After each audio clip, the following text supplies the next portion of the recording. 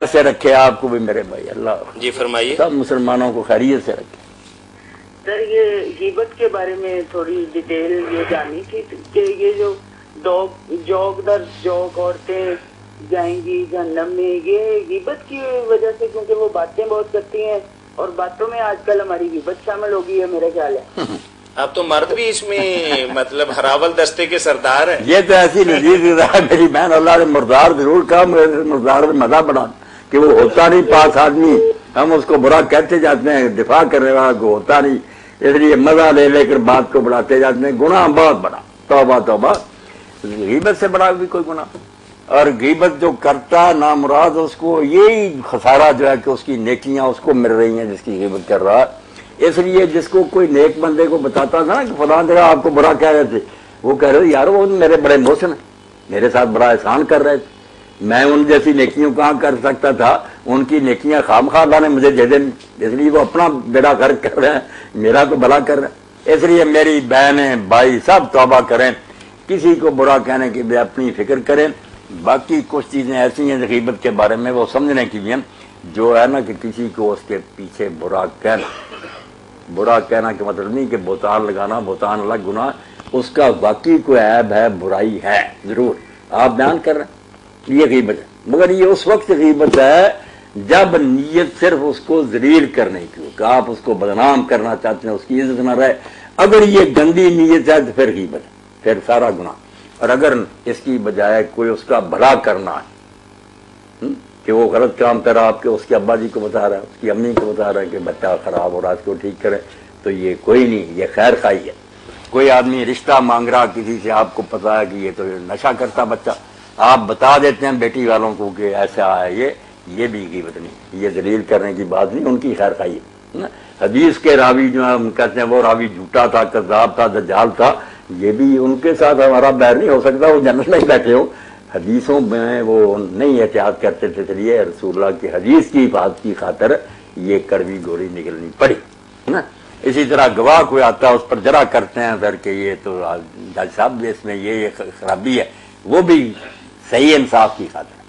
یہ ادارے سے ریاض الصالحین مل جائے گی، امام نووی پر اللہ رحم کرے، انہوں نے غیبت کے باب میں پھر یہ جو ہے نا ایکسپشن ہے کہ یہ چیزیں غیبت میں نہیں آتی، یہ سمجھنی بھی چاہیے نا.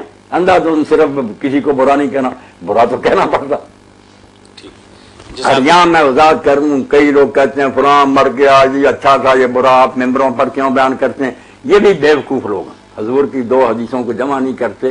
حضور کے سامنے خود لوگوں نے برا کہا، جنازہ جا رہا تھا، بہت اس کو اچھا کہا آپ نے، فرمایا وجہ، دوسرے کو برا کہا آپ نے وجہ بت. لوگوں نے پوچھا کیا؟ فرمایا اس کے لیے جنت واجب ہوگی، اس کے لیے جہنم واجب ہوگی. تم اللہ کے گواہ سارے مسلمان.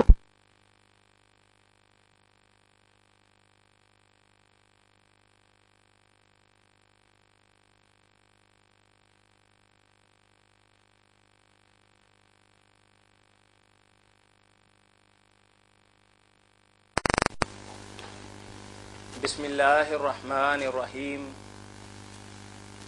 معزز خواتین و حضرات، السلام علیکم ورحمۃ اللہ. میں ہوں آپ کا میزبان میاں طاہر، اور ہم پیش کرتے ہیں آپ کے لیے پروگرام فتاوی آن لائن، اور یہ پیشکش ہے مرکز الحرمین الاسلامی فیصل آباد پاکستان کی، اور اسے آپ تک براہ راست پہنچانے میں ہمیں خصوصی تعاون حاصل ہے گلیکسی کیبل نیٹ ورک کا. اسلامی تعلیمات اور سوال و جواب کا یہ پروگرام ہر اتوار انہی اوقات میں براہ راست آپ کی خدمت میں پیش کیا جاتا ہے. آپ بھی اپنے مسائل، نکاح، طلاق، میراث یا عملی زندگی میں پیش آنے والی مشکلات اور مسائل کا قرآن و سنت کی روشنی میں جواب حاصل کرنے کے لیے کال کر سکتے ہیں. کال کرنے کے لیے ہمارا ٹول فری نمبر ہے 080011777. فتاوی آن لائن میں آپ کی طرف سے آنے والی فون کالز اور براہ راست پوچھے گئے سوالات کے جوابات حسب سابق معروف مذہبی اسکالر، متعدد کتابوں کے مصنف و مؤلف مفتی مولانا محمد اسحاق مدد اللہ العالی مرحمت فرماتی ہیں. کال کرنے کے لیے ہمارا ٹول فری نمبر دوبارہ نوٹ کر لیجئے 0800-117777 اور ہم بتاتے چلیں کہ یہ programme Galaxy Cable Network کے ذریعے براہ راست انہی اوقات میں ہر اتوار آپ کی خدمت میں پیش کیا جاتا ہے۔ جی مولانا، چونکہ قربانی کے دن آنے والے ہیں، چند ہی دن باقی ہیں، تو اس حوالے سے قربانی کے حوالے سے ہمیں ایک دو سوالات موصول ہوئے ہیں۔ پہلی بات تو بھائی نے یہ پوچھی ہے کہ قربانی کا اصل فلسفہ اور اس کی حقیقت اور اس کی حکمت کیا ہے، اور یہ انسانی تاریخ کے حوالے سے اور بالخصوص قرآن و سنت کی روشنی کے حوالے سے ہمیں اس کی وضاحت فرمائی۔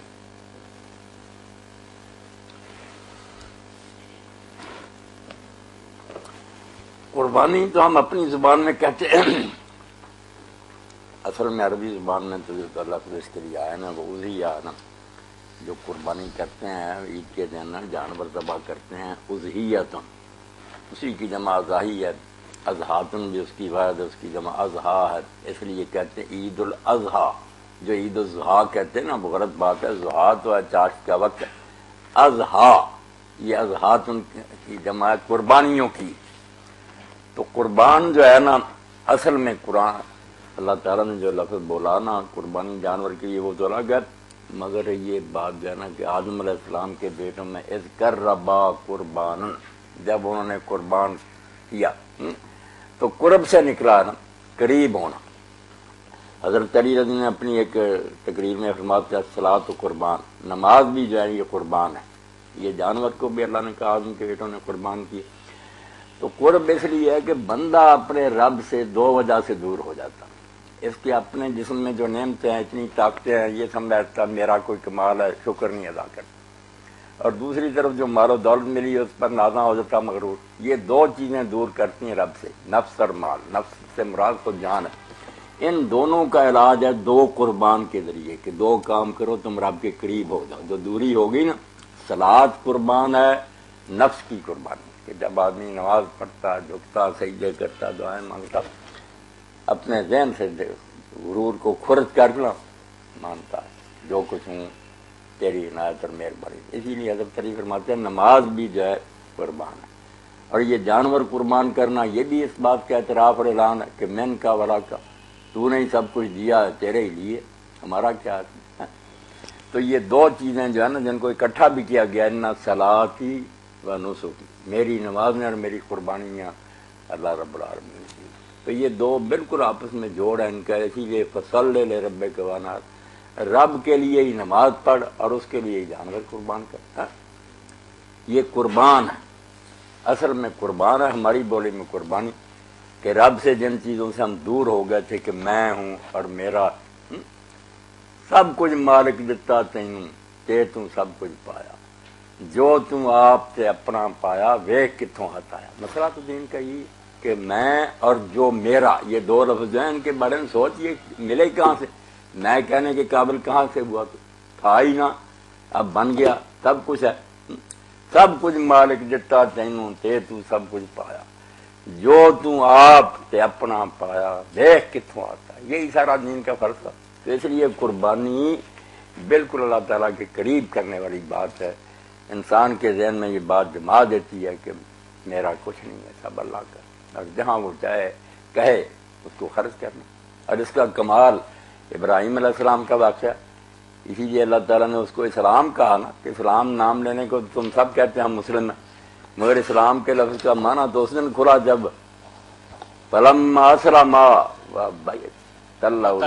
جب باپ اور بیٹا دونوں مسلم ہو گئے، باپ نے کہا میں ذبح کے لیے تیار ہوں، بیٹے نے کہا میں ذبح ہونے کے لیے تیار ہوں۔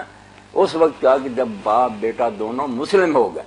اور صلاحی صاحب دیکھتے ہیں یہ جو اللہ تعالیٰ کہتا ہے اذ قال لہ ربہ اسلم قال اسلمت لرب العالمین، ساری زندگی ان کا اسلام ہی ہے، مگر یہ